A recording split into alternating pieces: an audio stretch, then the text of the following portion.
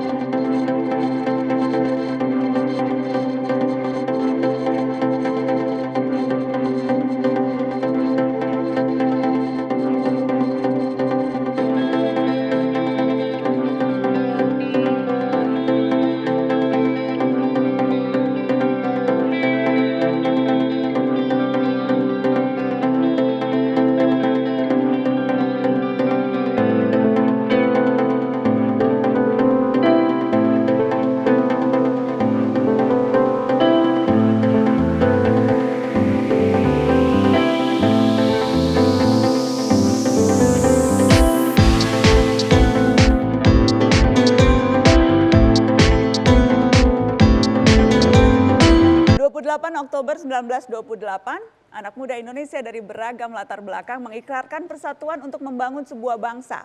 Dan hari ini, 93 tahun setelahnya, bagaimana anak-anak muda bersuara? Sudah hadir di studio Mata Najwa anak muda dari ragam latar belakang. Saya perkenalkan ada Valdo Maldini, politikus PSI yang saat ini duduk di lingkaran istana sebagai staf khusus Mensesnek. Selamat malam Valdo. Selamat malam, Assalamualaikum. Waalaikumsalam, terima kasih sudah hadir. Saya juga mengundang Gamal Albin Said, seorang dokter yang juga politikus PKS. Selamat malam Gamal. Malam Mbak Nana, sehat selalu. Assalamualaikum kawan-kawan. Alhamdulillah, terima kasih. Ada Lola Ester, aktivis muda pegiat anti korupsi dari ICW. Selamat malam Lola.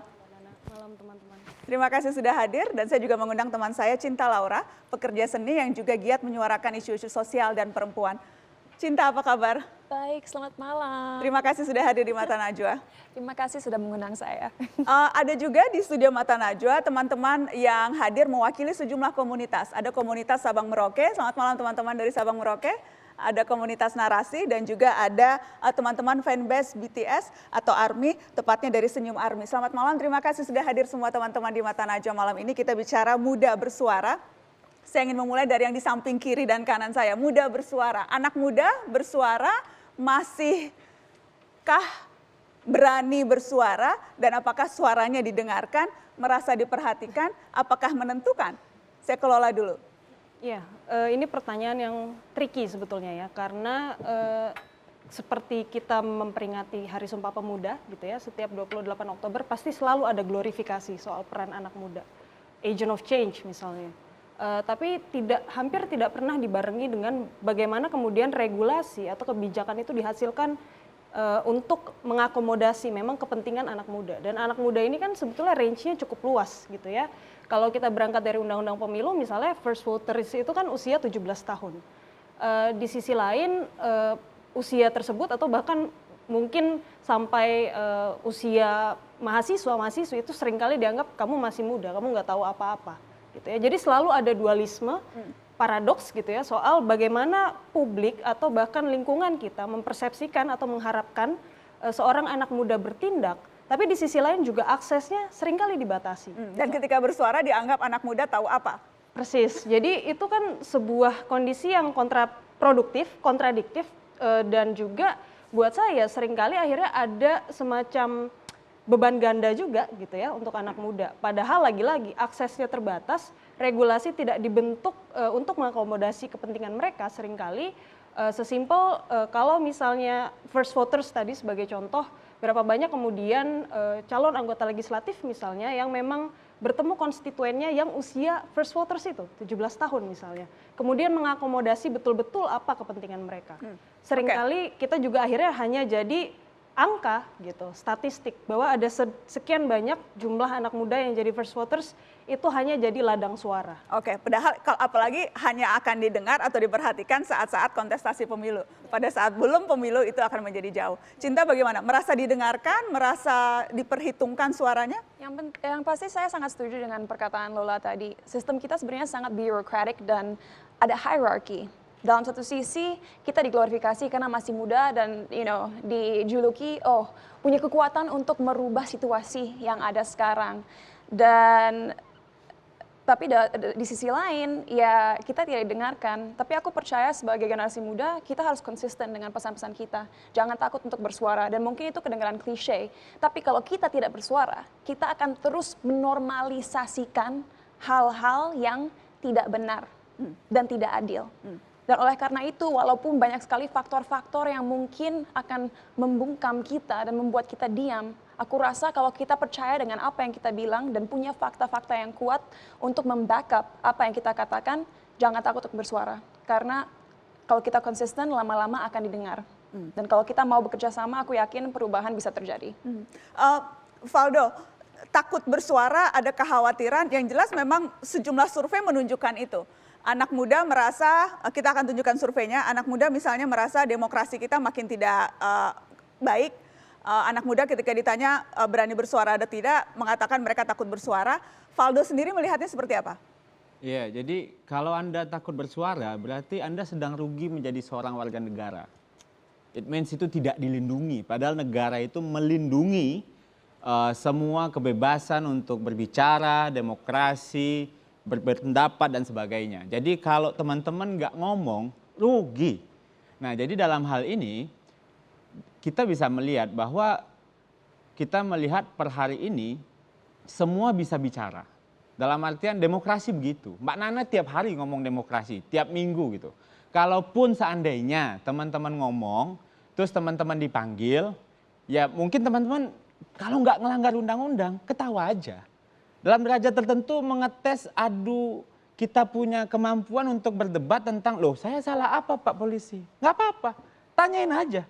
Justru aneh kalau seandainya teman-teman tuh takut, tapi teman-teman nggak melanggar apapun. Ada tuh kejadian yang diberhentikan di jalan, kemudian diperiksa HP-nya, polisinya kemudian bilang saya berwenang, saya lebih tahu. Ternyata kemudian dalam hal ini kan kita bisa sebenarnya melakukan challenging kan. Ya anggap aja nanti ditraktir ngopi-ngopi sama Pak Polisi, ditraktir makanan gitu ya. Jadi menurutku Mbak Nana itu rugi banget, kalau nggak ngomong tuh rugi banget gitu loh. Jadi dalam hal ini menurut saya, dalam pertanyaan yang di awal juga, kalau suara didengar atau tidak, faktornya tentu banyak.